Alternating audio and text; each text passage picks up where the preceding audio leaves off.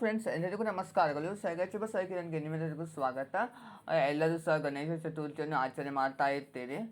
ಅದ್ರ ಬಗ್ಗೆ ತಿಳಿಸ್ಕೊಳ್ಬೇಕಂದ್ರೆ ಇವತ್ತಿನ ದಿವಸ ಗಣೇಶ ಚತುರ್ಥಿಯ ದಿವಸ ನಾವು ಚಂದ್ರ ದರ್ಶನವನ್ನು ಯಾಕೆ ಮಾಡಬಾರ್ದು, ಹಾಗೆ ಆಕಸ್ಮಿಕವಾಗಿ ನಾವು ಚಂದ್ರನನ್ನು ನೋಡಿದರೆ ಅದಕ್ಕೆ ಪರಿಹಾರವೇನು ಅಂತ ಅದ್ರ ಬಗ್ಗೆ ತಿಳಿಸ್ಕೊಳ್ತಾ ಇದ್ದೇನೆ. ಬನ್ನಿ ನೋಡೋಣಂತೆ.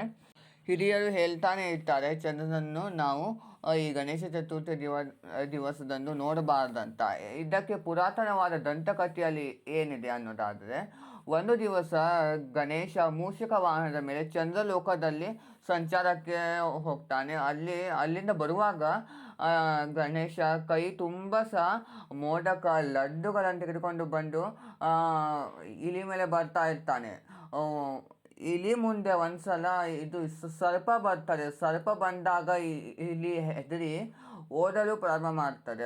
ಅದು ಓಡಿದಾಗ ಗಣೇಶ ಇಲಿ ಮೇಲಿಂದ ಕೆಳಗೆ ಬೀಳ್ತಾನೆ. ಅದನ್ನು ನೋಡಿದ ಚಂದ್ರನು ನಕ್ಬಿರ್ತಾನೆ, ಜೋರಾಗಿ ನಗುತ್ತಾನೆ. ಗಣೇಶ ಒಂದು ಹಾವನ್ನು ಯಜ್ಞೋಪವೀತವಾಗಿ ಅದನ್ನು ಹೊಟ್ಟೆ ಭಾಗದಲ್ಲಿ ಕಟ್ಕೊಂಡು ಈ ಚಂದ್ರನಿಗೆ ಶಾಪವನ್ನು ಹಾಕ್ತಾನೆ, ನೀನು ದಿನಕ್ಕೆ ಸಹ ಕ್ಷೀಣಿಸ್ತಾ ಹೋಗು ಅಂತ. ಚಂದ್ರನಿಗೆ ತನ್ನ ತಪ್ಪಿನ ಒಂದು ಜ್ಞಾನೋದಯವಾಗಿ ಗಣೇಶನ ಹತ್ತಿರ ಮನ್ನಿಸಿಕೊಳ್ತಾನೆ. ಆದರೆ ನಾನು ಕೊಟ್ಟಿರೋ ಶಾಪವನ್ನು ತೆಗೆದುಕೊಳ್ಳಲು ಆಗುವುದಿಲ್ಲ ಅಂತ ಗಣೇಶ ಹೇಳ್ತಾನೆ.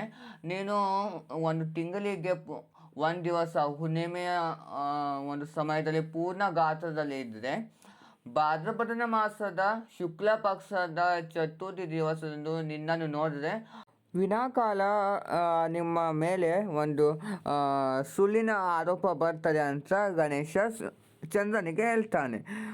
ನಂತರದಲ್ಲಿ ಇದರ ಬಗ್ಗೆ ಒಂದು ಕಥೆಯ ಸಹ ಇದೆ. ವಿಷ್ಣು ಪುರಾಣದಲ್ಲಿ ಶ್ರೀಕೃಷ್ಣ ಒಂದ್ಸಲ ಚಂದ್ರ ದರ್ಶನ ಮಾಡಿರ್ತಾನೆ ಗಣೇಶ ಚತುರ್ಥಿ ದಿವಸ. ಅವನಿಗೆ ಶಮಂತಕ ಮಣಿ ಕದ್ದ ಅಂತ ಆರೋಪ ಬರ್ತದೆ.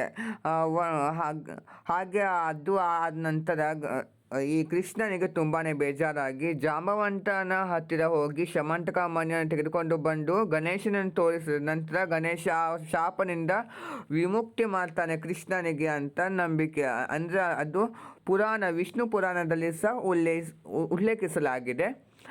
ಒಂದು ವೇಳೆ ನಾವು ಈ ಗಣೇಶ ಚತುರ್ಥಿ ದಿನದಂದು ಚಂದ್ರನನ್ನು ನೋಡಿದರೆ ಮನೆ ಒಳಗೆ ಬಂದು ನೀವು ಕೈ ಕಾಲು ಮುಖವನ್ನು ತೆಗೆದುಕೊಂಡು ಗಣೇಶನ ಬಳಿ ಅಕ್ಷತೆಯನ್ನು ಹಾಕಿ, ನಾನು ಆಕಸ್ಮಿಕವಾಗಿ ಚಂದ್ರ ದರ್ಶನ ಮಾಡಿಬಿಟ್ಟೆ ಅಂತ ನೀವು ನಿಮ್ಮ ತಪ್ಪನ್ನು ಮನ್ನಿಸಿ ನೀವು ಅಕ್ಷತೆಯನ್ನು ಹಾಕಿ, ನಂತರದಲ್ಲಿ ನೀವು ಶಮಂತಕ ಮನೆಯ ಒಂದು ಸ್ತೋತ್ರ ಕಥೆಯನ್ನು ಓದ್ಕೋಬೇಕು.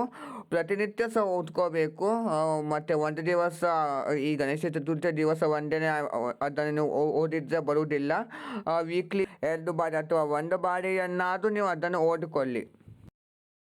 ಶಮಂತಕ ಮಣಿಯ ಸ್ತೋತ್ರ ಹೀಗಿದೆ: ಸಿಂಹ ಪ್ರಸೇನ್ನಂ ಅವಧಿ ಸಿಂಹೌ ಜಾಂಬವತಾ ಹತಃ ಸುಕುಮಾರಕ ಮಾರೋದ ತವಶೇಷ ಶಮಂತಕಃ. ಈ ಸ್ತೋತ್ರವನ್ನು ಹಾಗೆ ಕಥೆಯನ್ನು ಓದ್ಕೊಳ್ತಾ ಬನ್ನಿ. ಸ್ವಲ್ಪ ಮಟ್ಟಿಗೆ ನಿಮ್ಮ ಒಂದು ತಪ್ಪು ಸಹ ನಿವಾರಣೆ ಆಗ್ತದೆ. ನೋಡೋದು ನಿಮಗೆ ಇವತ್ತಿನ ವಿಡಿಯೋದಲ್ಲಿ ಚಂದ್ರ ದರ್ಶನವನ್ನು ಯಾಕೆ ಮಾಡಬಾರ್ದು ಗಣೇಶ ಚತುರ್ಥಿಯ ದಿವಸ, ಹಾಗೆ ಆಕಸ್ಮಿಕವಾಗಿ ನೋಡಿದರೆ ಅದಕ್ಕೆ ಪರಿಹಾರವೇನು, ಸಂಪೂರ್ಣವಾದ ಒಂದು ಮಾಹಿತಿಗಳನ್ನು ಕೊಟ್ಟಿದ್ದೇನೆ. ಇದು ನಿಮಗೆ ಇಷ್ಟವಾದಲ್ಲಿ ಲೈಕ್ ಮಾಡಿ, ಶೇರ್ ಮಾಡಿ, ಕಮೆಂಟ್ ಮಾಡಿ. ಹಾಗೆ ಕನ್ನಡಕ್ಕೂ ಪ್ಲೀಸ್ ಫ್ರೆಂಡ್ಸ್ ನನಗೊಂದು ಸಬ್ಸ್ಕ್ರೈಬ್ ಮಾಡೋದನ್ನು ಮರೆಯಬೇಡಿ ಫ್ರೆಂಡ್ಸ್. Thank you.